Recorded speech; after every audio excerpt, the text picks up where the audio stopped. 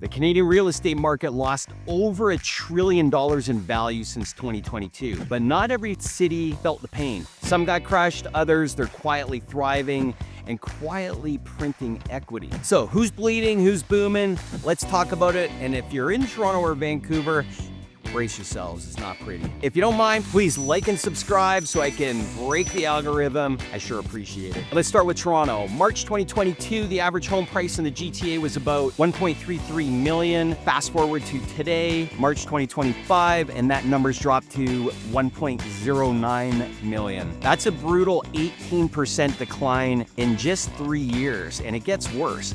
Ontario isn't just dealing with high interest rates and a burst affordability bubble. Now it's getting hammered by tariffs, including the auto sector, manufacturing, which is almost all of Ontario. So that's one of Ontario's core economic engines, and we're already seeing layoffs roll in. So let's be honest, Ontario's housing market, it was already on life support with higher interest rates, and now we're adding job insecurity, record debt, and a shrinking pool of qualified buyers to the mix, not to mention like the negative migration.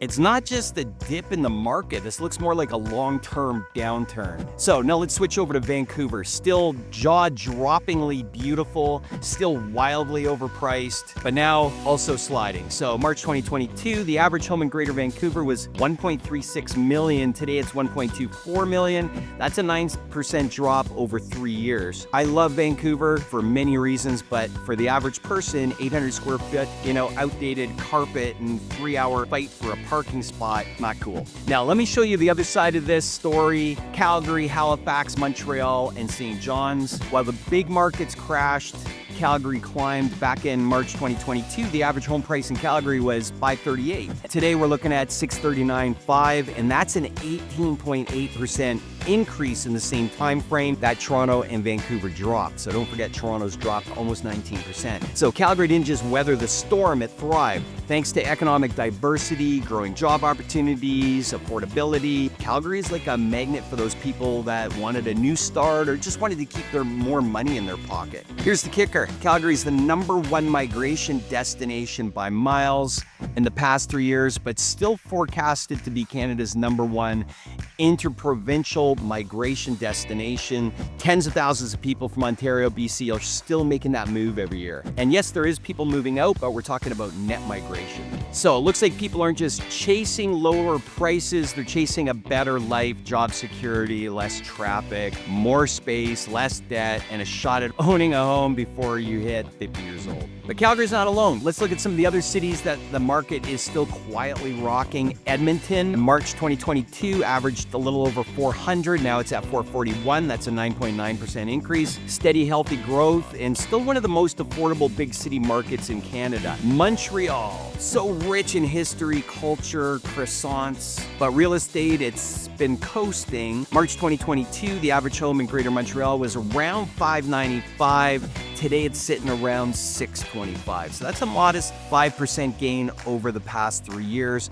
Not crashing, not booming, just kind of vibing. Halifax, love Halifax. March 2022, average home price $495. Today we're looking at about $540, another 9% gain, fueled by population growth, rising demand, and that East Coast charm. It's hard to beat. I love the valley or near Halifax. It's got some really beautiful little towns in there.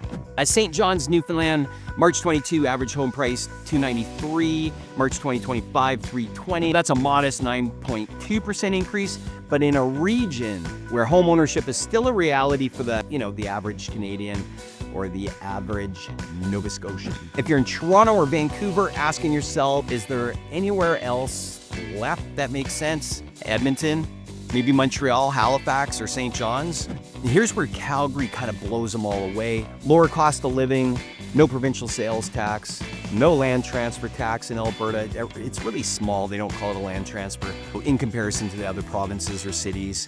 World-class quality of life. It's been in the top 7 of 200 cities worldwide for the past 10 years on livability. Still a strong job market in energy, tech, logistics, construction, and tens of thousands still have already made the move and still making the move. Market is still affordable, but it's climbing. not quite as fast as it was a couple years ago. Now, property taxes are just a little higher in Calgary than Toronto and Vancouver, but you're saving so much money on provincial sales tax and income tax, just basically the affordability, that it blows that part away. But let me know your thoughts. Do you see the economy going one way or the other in your province amid this craziness of tariffs and overpricing? Don't forget to like, subscribe, and I'll see you in the next one.